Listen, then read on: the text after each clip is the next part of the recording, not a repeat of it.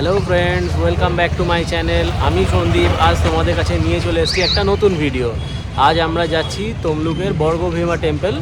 এই মন্দিরটি 51 ফিটের একটি পীঠ। সেইখানে কিভাবে যাব, কত কিলোমিটার রাস্তা, সবই তোমাদের সাথে ডিটেলে শেয়ার করছি। চলো এখন রওনা দেওয়া যাক। প্রথমেই মাকে দর্শন করিয়ে দিই, তারপর মন্দিরের। এই হলো বর্গভীমা মন্দির। এই মন্দিরের সময়সূচিগুলো একটু দেখে নিও। প্রতিদিন দুপুর 2টো থেকে প্রতিদিন সকাল 7টা থেকে দুপুর 2টো অবধি খোলা, এবং তারপর দুপুর 3টে থেকে রাত্রি 8:30 অবধি খোলা। এবার যাত্রা করবে কিভাবে তার জায়গায় পৌঁছবে সেইগুলোর একটু ডিটেলটা বলে দিই। যদি কেউ বাইক নিয়ে যাও বা গাড়ি নিয়ে যাও বা বাসে করে যাও, সেক্ষেত্রে প্রথমে হাওড়া স্টেশন থেকে পূর্ব মেদিনীপুরগামী যে কোনো বাসে উঠে তমলুকে নামতে পারো।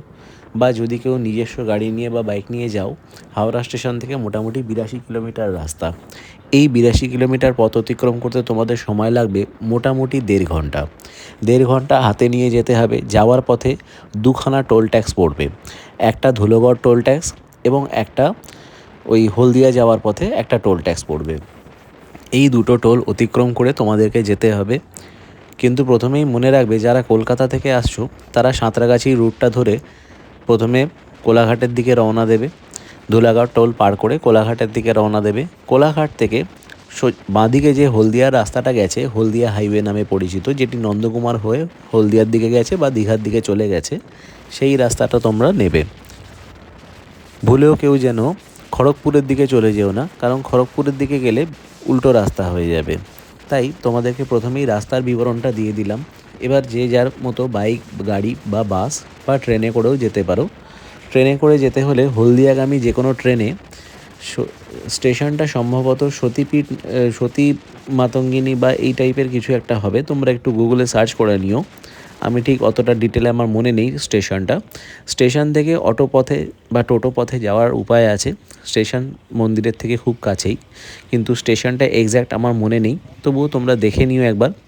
যাই হোক, যাত্রাপথে আমরা প্রথমে পেট্রোলটা ফুল করে নিলাম ট্যাঙ্কে। Excuse me.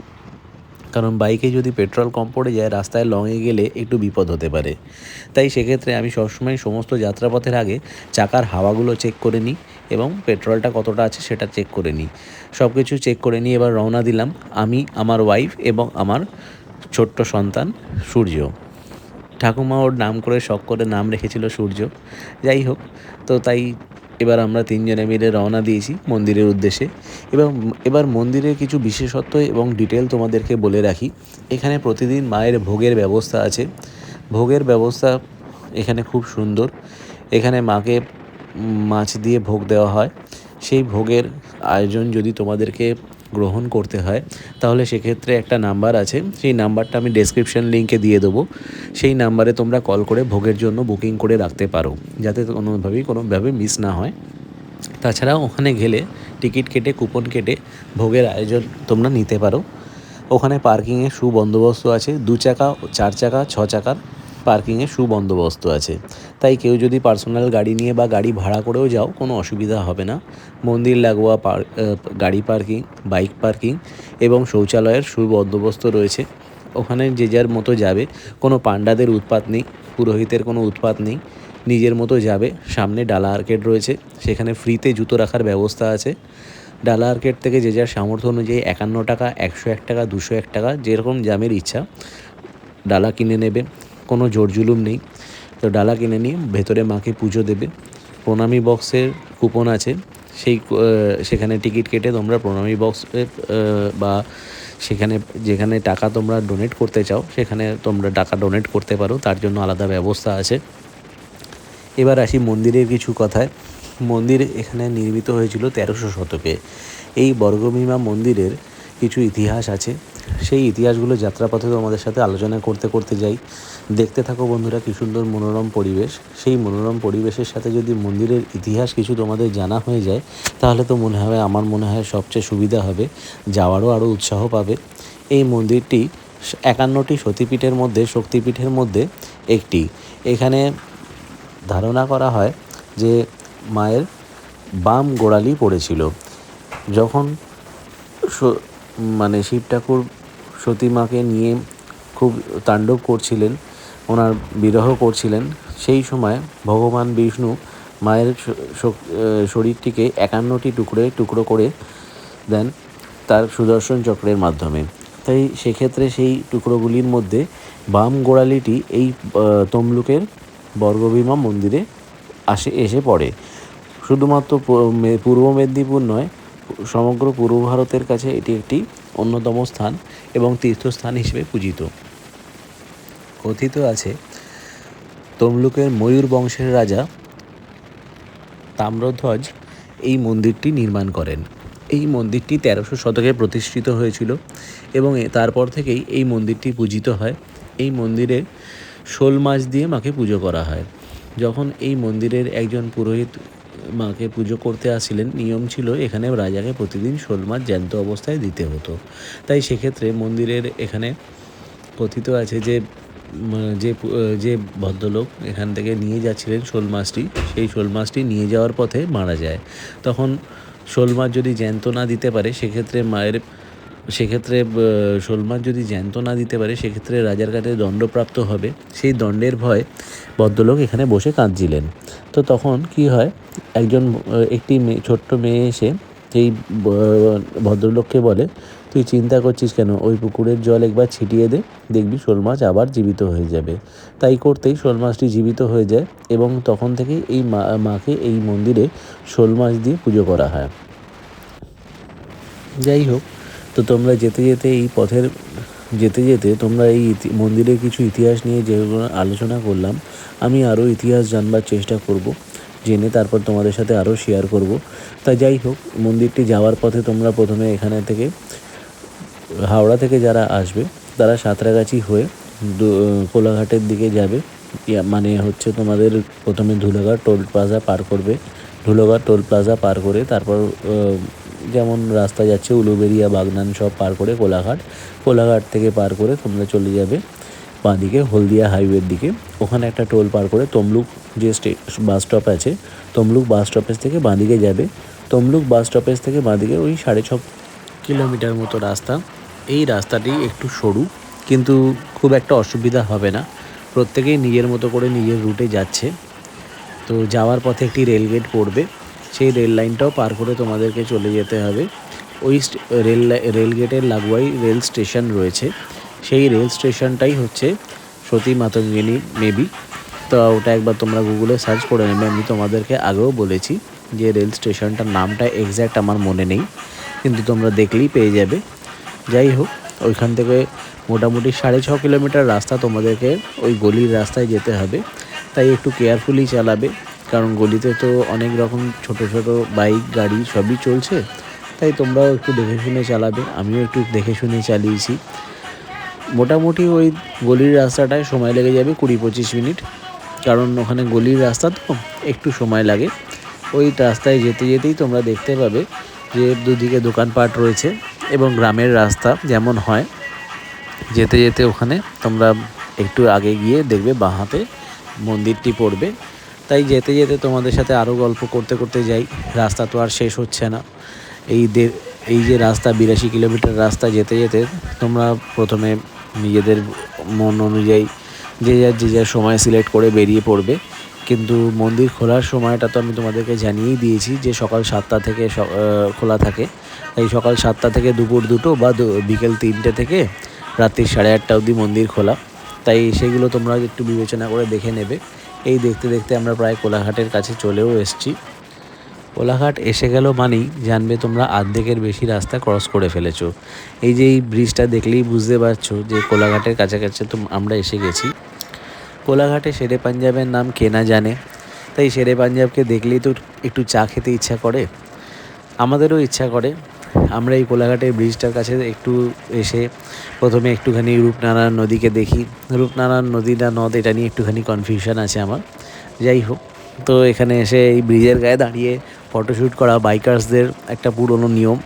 তাই সেক্ষেত্রে আমরাও ব্যতিক্রম নয়, মাঝে মাঝে আমরাও ফটোশ্যুট করি, বেশ ভালো লাগে। দেখতে দেখতে ব্রিজের ওপর উঠে পড়লাম। দেখতেই পাচ্ছ বাঁদিকে রেল ব্রিজ। এই রেল ব্রিজ দিয়ে উড়িষ্যার দিকে গামী বা ওই সব সাইডে, যেমন ধরে নাও তোমার যে তামিলনাড়ু সাইডে যেসব ট্রেনগুলো যায় এই রুট দিয়েই যায়। খড়গপুরগামী যত ট্রেন আছে আমাদের এই কোলাঘাট ব্রিজ পার করেই যায়। কোলাঘাট ব্রিজ পার না করলে খড়গপুরগামী কোনো ট্রেন খড়গপুরে পৌঁছতে পারবে না। আর আমাদের এই কোলাঘাটের ব্রিজ তো তোমরা জানোই, চেনা পরিচিত জায়গা।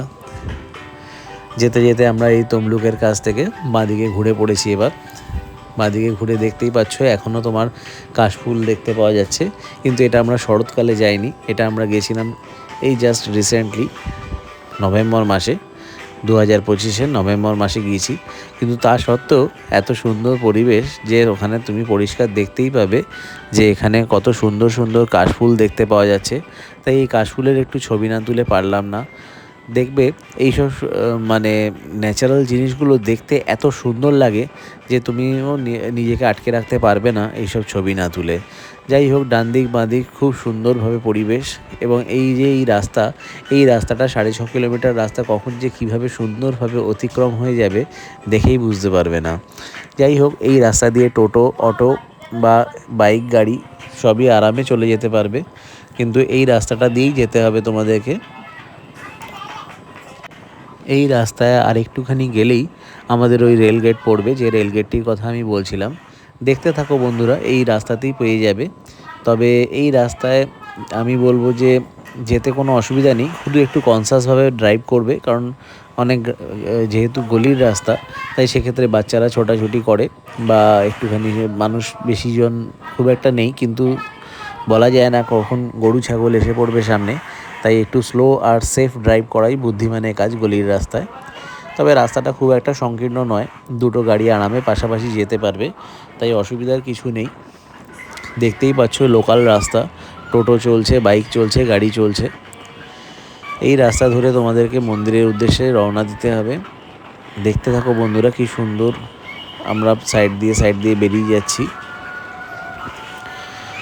এই মন্দিরে যাওয়ার উদ্দেশ্য হলো যাতে আমরা 51টি সতীপীঠের সবকটি পীঠ তো আমরা দর্শন করতে পারবো কি না জানি না, কিন্তু তার মধ্যে কাছাকাছির মধ্যে যেহেতু এই সতীপীঠটি রয়েছে, তাই এই সতীপীঠটা আমার কাছে খুবই গুরুত্বপূর্ণ। আচ্ছা, এই চার মাথার মোড়টা পার করে কিন্তু একদম যেদিক দিয়ে আসছিলে তার উল্টো ফুটে চলে যাবে, না হলে কিন্তু ডান দিক বাঁ দিক করলে ভুল রাস্তা হয়ে যাবে। তাই যে রাস্তাটা দিয়ে তোমরা আসছিলে সেই তার উল্টো দিকে চলে যাবে এই চার মাথার মোড় থেকে, না হলে রাস্তা ভুল হয়ে যেতে পারে। যাই হোক, দেখতে থাকো বন্ধুরা, আমার সাথে চলতে থাকো, কি সুন্দরভাবে আমরা যাচ্ছি, দেখতে থাকো। এরপরেই আসবে রেলগেট, এই রেলগেটটাকেও পার করতে হবে। এখান দিয়ে ছোটোখাটো বাসও চলছে, এই বাসগুলো কোন রুটের থেকে আসছে ঠিক ডিটেল জানা নেই, দেখে নিতে হবে। তবে ওই ক্ষেত্রে ভেতরের দিকে দেখলাম মন্দিরের লাগোয়া একটা তমলুকের বাস স্টপেজ রয়েছে, সেই তমলুকের বাস স্টপটাও তোমাদেরকে দেখিয়ে দেবো। ছোটোখাটো বাঁক আছে, তাই একটু আস্তে চালাবে, একটু আস্তে না চালালে সমস্যা হয়ে যেতে পারে, কারণ উল্টো দিক দিয়ে কোন গাড়ি কী রকম গতিতে আসছে সেটাও তো একটা ব্যাটার করে। কিন্তু সবচেয়ে বেশি ভয়ঙ্কর ব্যাপার হচ্ছে টোটো, এখানে টোটো প্রচুর পরিমাণে রয়েছে। আমি টোটো থেকে একটু সাবধানে থাকতেই সবাইকে অনুরোধ করব, কারণ টোটোর কোনো ঠিক নেই যে কখন ডান দিক বাঁ দিক ঘুরিয়ে দেবে আর কোথায় ব্রেক মেরে দাঁড়িয়ে পড়বে। তাই আমি নিজেও সাবধানে থাকি টোটোর থেকে, আর আমি সকলকেই বলি টোটো থেকে সাবধানে থাকাই বুদ্ধিমানের কাজ। আর একটুখানি রাস্তা বাকি আছে, আর বেশি রাস্তা বাকি নেই। চলতে থাকো বন্ধুরা আমার সাথে, এই আমরা প্রায় কাছাকাছি পৌঁছেই গেছি। এই আসলে গলির রাস্তাটাই অনেকটা রাস্তা মনে হচ্ছে, কিন্তু প্রায় কাছাকাছি আমরা এসেই গেছি। দেখতে থাকো বন্ধুরা, এই যে এই রেলগেটটা পার করলাম, যে রেলগেটটির কথা আমি তোমাদেরকে জানাচ্ছিলাম, এটা একটা খুব ভালো বিষয় যে আমি রেলগেটটায় কোনো সিগন্যাল পাইনি বা গেট করে থাকতে দেখিনি। রেলগেটটা একদম খোলা ছিল এবং ঝটপট পার হয়ে চলে আসতে পেরেছি। মন্দিরের ভেতরে ফটোগ্রাফি নিষেধ, তাই আমি মন্দিরের ভেতরে বিশেষ কিছু দেখাতে পারবো না, তবুও চেষ্টা করব যতটা পারা যায় দেখানো। কিন্তু যেহেতু এটা অন্যায় মন্দিরের ভেতর ফটো তোলা, তাই বেশি ছবি তুলবো না, তাই তোমাদেরকে অল্পর ওপর দেখাবো। মন্দিরের ভেতর বেশি ফটোগ্রাফি করা উচিত নয়। দেখতে থাকো বন্ধুরা, এই আমরা পৌঁছে গেছি দেখতে দেখতে মন্দিরের ভেতর। আমি বাইক পার্কিংয়ে বাইকটা রেখে, এই যে ডান দিকের যে রাস্তাটা দেখছো ওখান থেকে বাইক পার্কিংয়ে বাইক রাখতে হয়, ওইখানে বাইকটা রেখে আমি চলে এসেছি একদম মন্দিরে। এবার মন্দিরে এখানে বলির প্রথা আছে, তো এই মন্দিরটা দেখতে পাচ্ছ, আর ওই সোজা দেখতে পাচ্ছ মায়ের মূর্তি। মায়ের মূর্তিটাও আরেকবার পরিষ্কার করে তোমাদেরকে দেখিয়ে দেবো। এবার মন্দির চত্বরটা তোমাদেরকে একটু ঘুরে দেখাই। মন্দির চত্বরে আরও এই বাঁদিকে দেখছো মানুষ বসে খাওয়া দাওয়া করছে, উপরে বসে খাওয়া দাওয়া করছে। এখানে ভোগ বিতরণের সুবন্দোবস্ত রয়েছে এবং মানুষকে খুব যত্ন সহকারে খাওয়ানো হয় এবং এর নির্দিষ্ট টিকিট নির্দিষ্ট পরিমাণে পাওয়া যায়। নির্দিষ্ট জায়গা থেকে নিয়ে নেবে তোমরা প্রত্যেকে টিকিট কেটে। এখানে ভোগের ব্যবস্থা আছে, সেই ভোগ তোমরা গ্রহণ করবে। এখানে ইচ্ছা পূরণের জন্য মানুষ নানা রকম মানত করে, সেই গাছের গোড়ায় বেঁধে রেখে। দেখতে থাকো বন্ধুরা, কত ভিড় হয়েছে, কত ভক্তজনরা এসছেন এখান দিয়ে মায়ের মূর্তিটা একটুখানি দেখা যেতে পারে। মেন গর্ভগৃহে ঢুকে তোমরা পরিষ্কারভাবে দেখতে পাবে এই সেই বটবৃক্ষ, যেখানে মানুষে মানত করে নানা রকম নিজের মনস্কামনা জানিয়ে সব বেঁধে রেখে গেছে। দেখতে থাকো বন্ধুরা, আমার সাথে হাঁটতে হাঁটতে এগিয়ে যাচ্ছি। অন্যান্য আরও সাইডগুলো তোমাদেরকে একটু দেখাবো। এবং এই যে পুকুরটির কথা বলছিলাম, এই মন্দিরের পেছনেই একটা পুকুর আছে এবং সেটি যথেষ্ট গভীর এবং সেই পুকুরের জল আজও ব্যবহার করা হয়। তাই পুকুরটিকে তোমরা নিশ্চয়ই একবার এলে দেখে যেও। এই যে এই ঘন্টা, মন্দিরের ঘন্টা আমার ছেলে বাজাচ্ছে। ওই মন্দিরে আসতে, মন্দিরে ঘন্টা বাজাতে, মাকে দর্শন করতে খুব ভালোবাসে। জয় মা বর্গভীম।